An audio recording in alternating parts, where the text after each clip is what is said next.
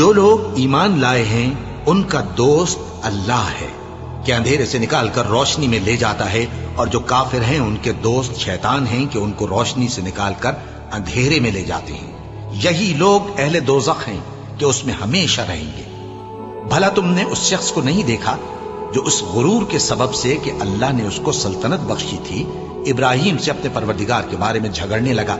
جب ابراہیم نے کہا میرا پروردگار تو وہ ہے جو زندگی دیتا ہے اور موت دیتا ہے، وہ بولا کہ زندگی اور موت تو میں بھی دے سکتا ہوں۔ ابراہیم نے کہا کہ اللہ تو سورج کو مشرق سے نکالتا ہے، آپ اسے مغرب سے نکال دیجیے۔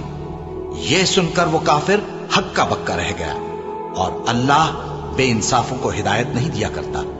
یا اسی طرح اس شخص کو نہیں دیکھا جس کا ایک بستی پر جو اپنی چھتوں پر گری پڑی تھی گزر ہوا، تو اس نے کہا کہ اللہ اس کے باشندوں کو مرنے کے بعد کیوں کر زندہ کرے گا؟ تو اللہ نے